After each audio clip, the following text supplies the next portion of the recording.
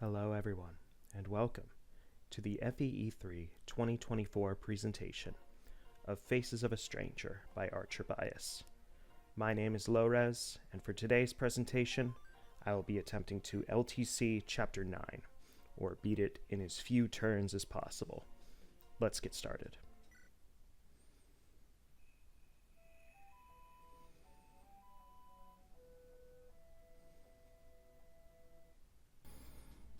Alright, so Chapter 9 has the very interesting objective of Cross Ravine as its goal, and taking a look at the map itself, surprise, surprise, there's a big old ravine here.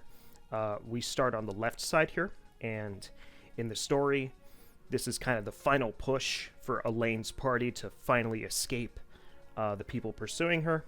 So what she's going to do is she's going to take her whole squad, bring them over to this side of the ravine, and then take out the three supports that these bridges are using to connect the two halves.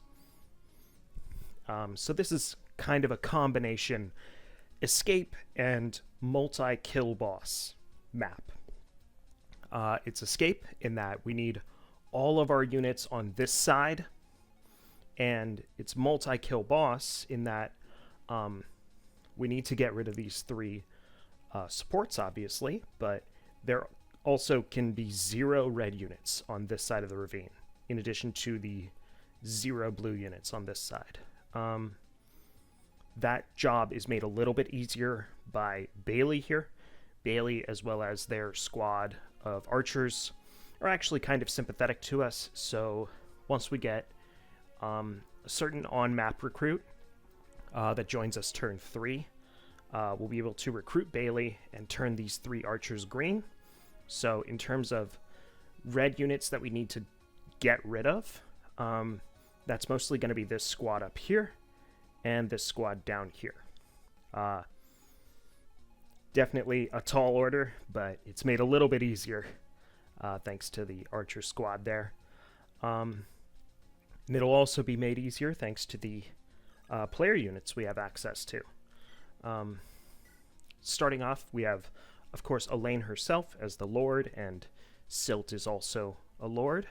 They're both glass cannon type characters that specialize in ranged damage.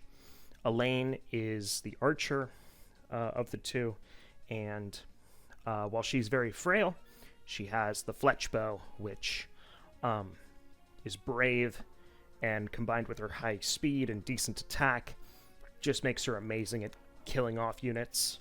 We're going to want to pay special attention to where Elaine is, because the wyvern that joins us turn 3 is going to stand next to Elaine to recruit himself. And that wyvern, in turn, recruits Bailey. So we really want Elaine to direct that wyvern towards kind of the center of the map. Silt, he is definitely lower maintenance than Elaine, a little bit bulkier, and still pretty nice offensively. He's got magic, which is very rare in this hack.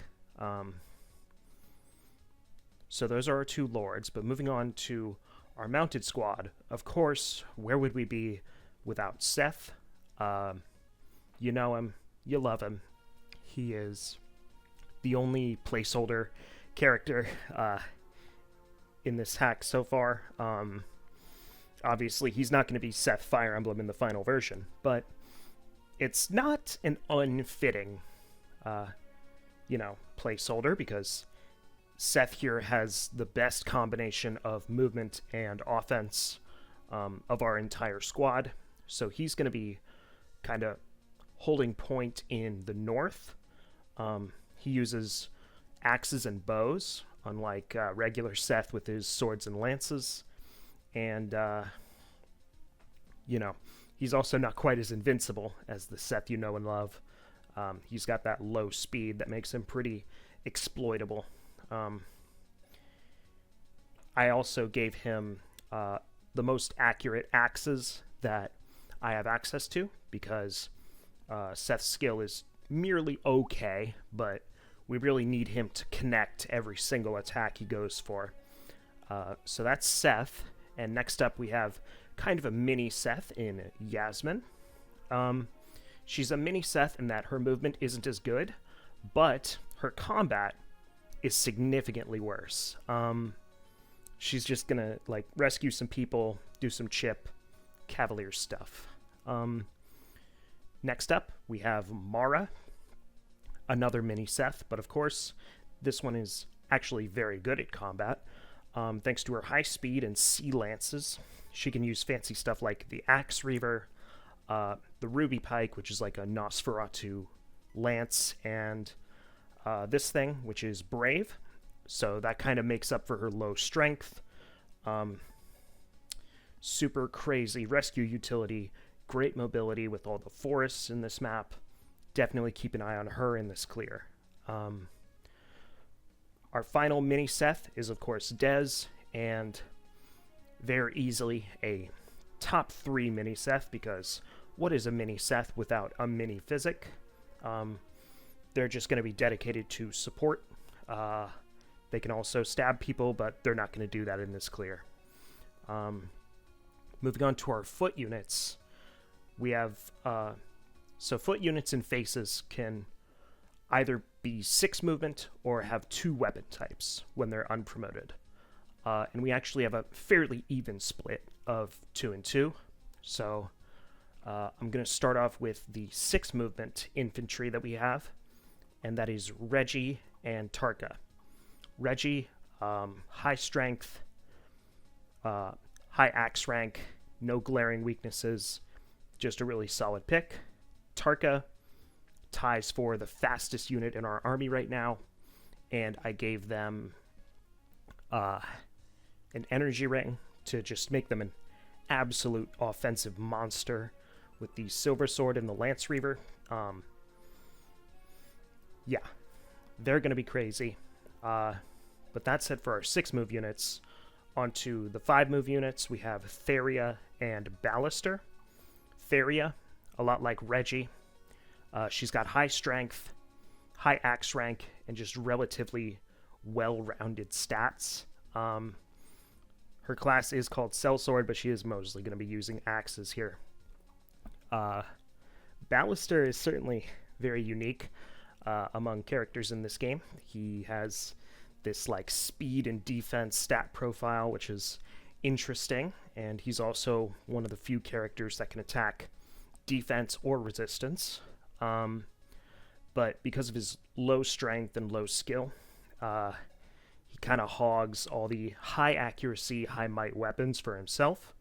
That said, he's going to be really good, especially at the beginning of this clear. I'm going to be shooting to complete this map in 4 turns. And one last thing before we get started, I just want to give a quick shout out to the music of this hack. I won't be able to show it properly because I'll be yammering the whole time, but I wanted to draw special attention to it because the map theme, once we start the map, is going to be the title track, The Stranger by Billy Joel. Just an amazing song, and Archer's port of it to the GBA is also fantastic. I highly recommend that you listen to either version, preferably both, but, you know, planning this map was stressful at times, but the music just kept me coming back. It is truly amazing. And with that said, let's get started.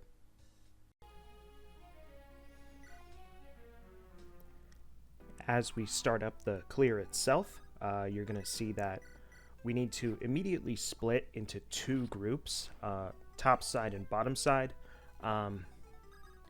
And the way I choose to split makes it very lopsided towards the top side. It's going to be a 6-4 split, with even a lane abandoning the bottom to go towards the top. And that's for 2 reasons. One, there's only 1 bridge when you go to the bottom side, but there are 2 when you go top.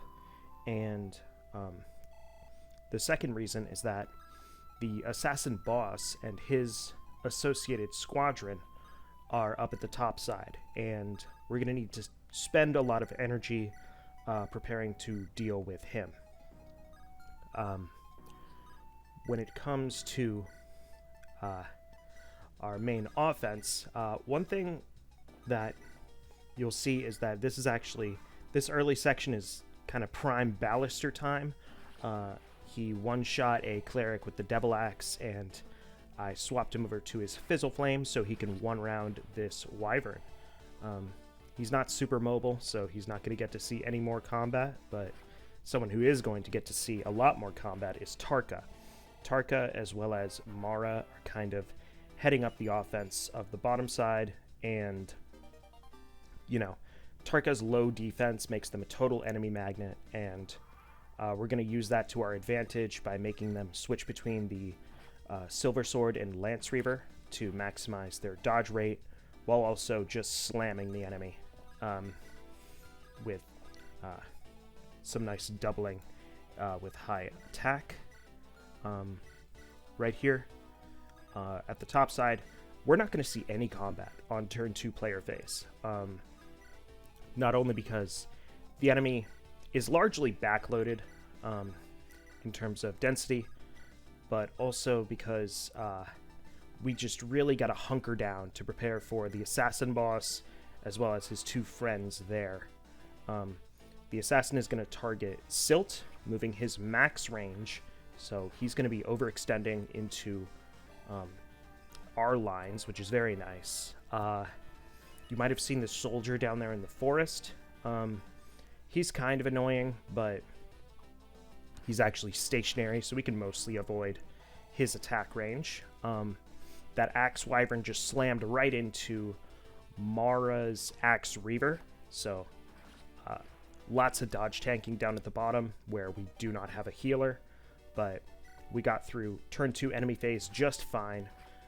Seth did a nice healthy chip to all the generics, and as we head into turn 3 here, the Wyvern is going to recruit himself on a lane. He would have preferred to go 1 tile above a lane or 1 tile to the left, but we had those tiles blocked off, so he has to move towards the objective where we want him in order to recruit himself. Elaine is going to finish off Binks with her personal Fletch Bow. Just an insane weapon, and somehow I haven't broken it yet, but we're actually going to have Mara. She's totally done with the bottom side. She's scooping right back up towards the top now that Theria's in position. And you can see that's really because we need all the firepower up here. There are just so many enemies, and the very top bridge is still quite far away, and there are a couple enemies up there that we also need to lure and kill so that they're not on our side of the ravine when the bridges collapse. We're going to hand Ballister over to Seth and heal him up because he'll be, holding the vanguard for this top bridge here, and he actually trades Ballister's Devil Axe onto himself. We need, very accurate weapons on him because he is rescuing someone, and you can see after the thief drops his dagger, we're going to switch over to the Devil Axe for enemy phase. On the bottom side, we need to lure a soldier that is way in the corner. So, Theria, she still needs a shove in order to get into that soldier's range. She's going to elixir up because she's in range of 3 very scary enemies. But as turn 3 enemy phase rolls around, Tarka and Yasmin are both going to manage to divert some enemies. Once again, Tarka's Lance Reaver coming in so clutch as they dodge a 49 that would have been lethal. And we can see Seth equip the Devil Axe so that he could one-shot that Wyvern on the counterattack. We have pretty much no one near the northern bridge, so we don't have the time to spare to deal with that Wyvern on player phase because we'll be finishing the map next turn. And as we round the corner here, you can see in the middle bridge, we blocked off what is a very dangerous merc into harmlessly thudding into our wyvern, who is thankfully very bulky, clearing up the enemies in the bottom, and Tarka and Silt, just amazing offensive characters. Gonna deal with some very fast enemy types by just one-shotting them pretty much. We're going to recruit all these central archers, and the Devil Axe is going to make one last appearance by one-shotting this outlaw, and that's going to be Chapter 9, cleared in 4 turns. We have the mini Brave Lance to get a kind of budget one-shot on the tower support there, but because Reggie and Theria have such high strength, they can just naturally one-shot these things, and now we're home free. Thank you so much for watching, and I hope you enjoyed.